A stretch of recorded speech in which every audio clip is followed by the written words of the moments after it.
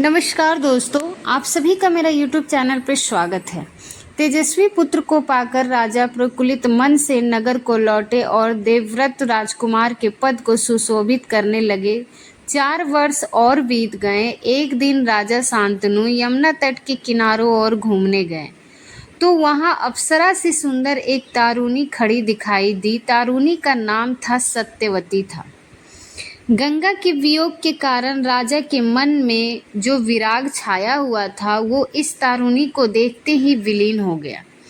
उस सुंदरी को अपनी पत्नी बनाने की इच्छा उनके मन में बलवंती हो उठी और उन्होंने सत्यवती से प्रेम याचना की।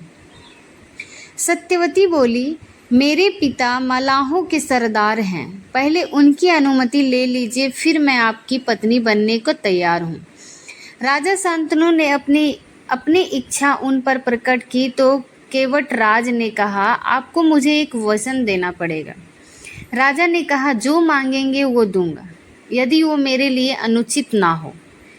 केवटव राज बोले, आपके बाद हस्तिनापुर के राज सिंहासन पर मेरी लड़की का पुत्र बैठेगा, इस बात का आप मुझे वचन दे सकते हैं।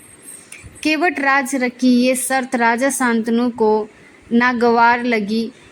गंगा सुत को देख छोड़कर अन्य किसी को राजगद्दी पर बैठाने की कल्पना तक उनसे ना हो सकी। निराशा मन से वो नगर की ओर लौट गए। किसी से कुछ कह भी नहीं सके और चिंता उसके मन को कीड़े की तरह कुतर कर खाने लगी। देवव्रत ने देखा कि उनके पिता के मन में कोई न कोई व्यथा समाई हुई है। एक दिन उसने शांतनु से पूछा, पिताजी, संसार का कोई भी सुख ऐसा नहीं है जो आपको प्राप्त ना हो, फिर भी इधर कुछ दिनों से आप दुखी दिखाई दे रहे हैं, आपको किस बात की चिंता है?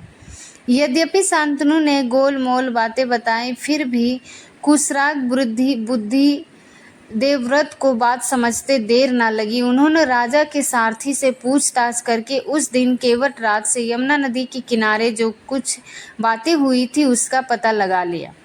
पिताजी के मन की व्यथा जानकर देवव्रत सीधे केवट राज के पास गए और उनसे कहें कि वह अपनी पुत्री सत्यवती का विवाह महाराज शांतनु से कर दें। केवट राज ने वही शर्त दोहराई जो उन्होंने शांतनु के सामने रखी थी। देवव्रत ने कहा, यदि तुम्हारी उत्पत्ति का यही कारण है तो मैं वचन देता हूँ कि मैं राज्य का लोभ नहीं करूँगा। सत्यवती का पुत्र ही मेरे पिता के बाद राजा बनेगा। केवट राज इससे संतुष्ट ना हुए। उन्होंने दूर की सोची, बोले, आर्यपुत्र, इस बात का मुझे पूरा भरोसा है कि आप अपने वचन पर अटल रहेंगे, किंतु आपकी संतान से मैं वैसी आशा कैसे रख सकता हूँ? आप जैसे वीर का पुत्री भी तो वीर ही होगा। बहुत संभव है कि वह मेरी नाती से राज्य छीनने का प्रयत्न करे। इसके लिए आपके पास क्या है? भीष्म पितामह सोचने लगे और कुछ देर सोचने के बाद उन्होंने भीष्म पितामह अपने अटूट व्रत की कहानी मतलब प्रतिज्ञा लेने के बारे में सोचने लगे। तो अब तक आप भीष्म पितामह के उनके अटूट व्रत की कहानी जान चुके हैं। अविवाहित रहने और कभी शादी न करने की प्रतिज्ञा करके युवा राजकुमार देवव्रत भीष्म उग्र बन गए। भीष्म का ब्रह्मचर्य का आजीवन व्रत लेने का इरादा अपने पिता के जीवन में खुशी लाना था। उनके पिता राजा शांतनु एक श्राप के कारण अपनी पहली पत्नी और भीष्म की मां गंगा को पहले ही खो चुके थे। उन्हें खुशी का दूसरा मौका मिला था और वो था सत्यवती। उनसे शादी के लिए शर्त रखी थी कि उनका बेटा हस्तिनापुर की गद्दी संभालेगा।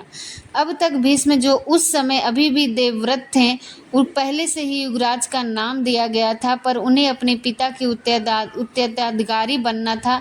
सत्यवती की स्थिति के बारे में जानने पर देवव्रत ने उससे वादा किया कि वो कभी शादी नहीं करेंगे और इस पर दशरथ ने उस सत्यवती के पुत्रों को राजा नहीं बनने की बात उठाई तो उन्होंने आजीवन सिंहासन पर ना बैठने और अपने पुत्रों को राजा बनाने की संभावना खत्म करने की आजीवन ब्रह्मचर्य व्रत की प्रतिज्ञा ले ली, जिसके बाद से ही देवव्रत भीष्म प्रतिज्ञा कहलाई। भीष्म ने अपने पिता शांतनु का सत्यवती से विवाह करवाने के लिए आजीवन ब्रह्मचर्य का पालन करने की भीषण प्रतिज्ञा की थी।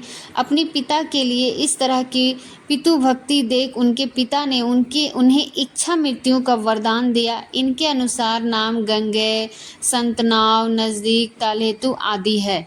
इसीलिए भीष्म पितामह ने कभी विवाह नहीं किया और उन्हें हमेशा आजीवन ब्रह्मचर्य का प्रतिज्ञा ली थी।